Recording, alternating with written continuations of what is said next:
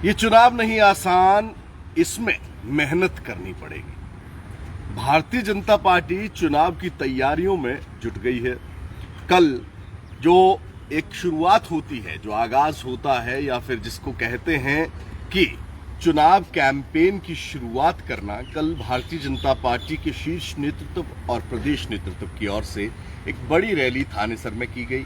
कुरुक्षेत्र धर्म नगरी कही जाती है और ऐसे में सियासत के कर्म युद्ध, क्योंकि कर्म भूमि में जब राजनेता उतरते हैं तो उसको किस तरीके से लड़ना है और उस पर जीत किस तरह से हासिल करनी है, उसमें कौन सी ऐसी चीजें हैं जिनका ध्यान रखना है, इस पर मंथन बेहद ज्यादा जरूरी हो जाता है। और यही कल उस रैली के बाद देखने को मिला।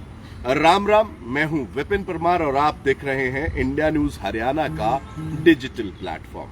कल रैली में मुख्यमंत्री नायब सिंह सैनी की ओर से घोषणाओं का पिटारा खोल दिया गया। एमएसपी को लेकर मुख्यमंत्री की ओर से किसानों की जो नाराजगी थी उसको दूर करने का काम किया गया। एमएसपी जो कि पहले हरियाणा सरकार 14 फसलों पर दिया करती थी, अब उसे 10 और फसलें बढ़ाकर 24 कर दिया गया। यानी कि हरियाणा पहला ऐसा राज्य बन गया जो कि तमाम फसलों पर एमएसपी देने वाला पहला राज्य है। अब ऐसे में सवाल नेता भारतीय जनता पार्टी के कांग्रेस और आम आदमी पार्टी, जो कि हरियाणा के विधानसभा चुनावों के रण में ताल ठोकते नजर आ रहे हैं और भारतीय जनता पार्टी के लिए एक चुनौती साबित होते नजर आ रहे हैं, उनको ये सवाल सीधा सीधा पूछा जा रहा है कि आखिर क्यों कांग्रेस शासित राज्यों में एमएसपी लागू नहीं की जा रही। लगातार किसान ये कहते हैं कि केंद्र की ओर से जो है ये फैसला होना है, लेकिन हरियाणा में राज्य सरकार की ओर से ये फैसला किया गया है। तो ऐसे में भारतीय जनता पार्टी के नेता ये कह रहे हैं कि पंजाब में आम आदमी पार्टी की सरकार है, तो वहां पर इसे लागू क्यों नहीं किया जा रहा।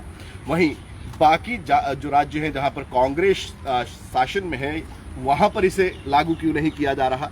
लेकिन इसके बाद जो बैठक हुई, जो कोर कमेटी की बैठक हुई, क्योंकि किसानों के लिए घोषणा बेहद ज्यादा जरूरी थी, लेकिन खाका तैयार किया जाना था विधानसभा रण का, आपने किस तरह से चुनावों में जाना है। तो ऐसे में कोर कमेटी की बैठक में जो तस्वीर देखने को मिली, उसमें एक टेबल पर तमाम बड़े नेता जो है वो साथ में बैठे हुए दिखाई दिए। धर्मेंद्र प्रधान केंद्रीय मंत्री यहां पर पहुंचे हुए थे, उनके साथ में सतीश पूनिया, तमाम लोग जो रिप्रेजेंट करते हैं हरियाणा भारतीय जनता पार्टी को, उसके ओर से जो मंथन किया गया, इन तमाम नेताओं की ओर से जो मंथन किया गया, उसका मूल मंत्र ये निकला कि बड़े नेता जो केंद्र से भी आए थे या प्रदेश के जो बड़े नेता हैं, उनकी ओर से एक बात कही गई कि ये चुनाव आसान नहीं है, यानी कि रास्ता आसान नहीं है।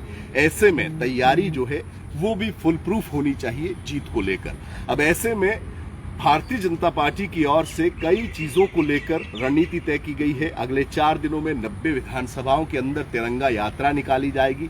लेकिन भाजपा के नेता ये भी जानते हैं कि लोकसभा में जिस तरीके का नैरेटिव या जिस तरीके की voting percentile Bharatiya Janata party को हासिल हुई है, जिस तरीके से जो 5-5 सीटों पर कांग्रेस और भारतीय जनता पार्टी आकर खड़ी हुई हैं, उसको अगर आपको पूरी तरह से यानी कि 100% कन्वर्जन रेट देना है, यानी कि 90 विधानसभाओं पर जब आप कैंडिडेट उतारते हैं, उसमें से बहुमत अगर आपको हासिल करना है, तो आपको ये बात अपने जहन में रखकर जो है चुनाव प्रचार में जाना होगा कि ये चुनाव भारतीय जनता पार्टी के लिए आसान नहीं है। और ऐसे में भारतीय जनता पार्टी के कार्यकर्ता और नेताओं को इसके लिए बेहद ज्यादा मेहनत करनी पड़ेगी। और यही मंत्र केंद्रीय नेताओं की ओर से इस कोर कमेटी की बैठक में देने का काम किया गया है।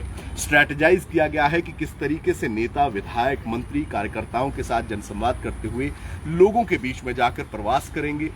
अगले जो कार्यक्रम है, 1 महीना 1-1.5 महीना जो चुनाव का रहता है, उसमें लगातार जो है वो फील्ड में उतरकर नेताओं की ओर से काम किया जाएगा।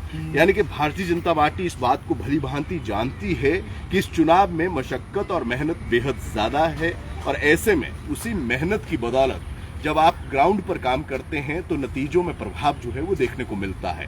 अब देखना ये होगा कि चर्चाएं, बैठकों का दौर भारतीय जनता पार्टी में चुनाव प्रचार की शुरुआत के साथ ही शुरू हो गया है, लेकिन उसकी इम्प्लीमेंटेशन किस तरीके से भाजपा जो है वो करती नजर आती है। दूसरी ओर कांग्रेस है, कांग्रेस धड़ेबाजी के लिए जानी जाती है। ऐसे में भाजपा की ओर से अपना जो पॉलिटिकल कैंपेन है उसमें तमाम नेताओं की ओर से बाप बेटा यानी कि पिता पुत्र का जिक्र जो है वो लगातार किया गया, जिसमें दीपेंद्र हुड्डा और भूपेंद्र सिंह हुड्डा को रेफर करते हुए जो है लगातार एक बात कही गई कि कांग्रेस जो है वो पिता पुत्र की पार्टी बनकर रह गई है। ऐसे में कांग्रेस को ये नहीं पता कि उनका कैप्टन कौन है। धर्मेंद्र प्रधान मंच से ये कहते नजर आए कि हमें पता है हमारा कैप्टन नायब सैनी है, लेकिन कांग्रेस को ये नहीं पता कि उनका कैप्टन कौन है। क्या कैप्टन भूपेंद्र सिंह हुड्डा है, क्या कैप्टन दीपेंद्र हुड्डा है, क्या कैप्टन कुमारी सैलजा है। अब ऐसे में इसका काउंटर जो है वो भूपेंद्र सिंह हुड्डा की ओर से भी दिया गया। भूपेंद्र सिंह हुड्डा का ये कहना था कि दीपेंद्र हुड्डा और सैलजा और मैं तमाम कांग्रेसी जो हैं, तमाम कार्यकर्ता जो हैं कांग्रेस के, वो कांग्रेस सिर्फ एक मकसद के लिए काम कर रहे हैं कि भारतीय जनता पार्टी की सरकार को हटाकर प्रदेश में कांग्रेस की सरकार बनानी है। अब ऐसे में फैक्शनलिज्म को लेकर सैलजा जो है वो काफी मुखर भी रही हैं, लेकिन फिलहाल की अगर बात करें तो कांग्रेस भी उन चीजों पर स्ट्रैटेजी, उन चीजों पर रणनीति बनाती नजर आ रही है कि विपक्ष गुटबाजी को बड़ा मुद्दा ना बना सके चुनाव में। और ऐसे में कहीं ना कहीं अलग अलग मंचों पर यही पोर्ट्रे किया जा रहा है या दिखाने का प्रयास किया जा रहा है कि कांग्रेस में ऑल इज वेल, तमाम चीजें ठीक चल रही हैं, लेकिन सशक्त लोकतंत्र में जनता सर्वोपरि होती है। पार्टियों का काम है बैठकें करना, रणनीति बनाना, चुनाव में जाना, वोट मांगना, लेकिन जनता ये तय करती है कि आखिर किसके सर पर ताज सजेगा। भाजपा के आला नेता जो ये समझते हैं कि ये चुनाव भाजपा के लिए आसान नहीं है, इस पर आपकी राय क्या है कमेंट्स में जरूर बताइएगा। साथ ही साथ इंडिया न्यूज के डिजिटल प्लेटफॉर्म्स को लाइक व सब्सक्राइब जरूर करिए। राम राम।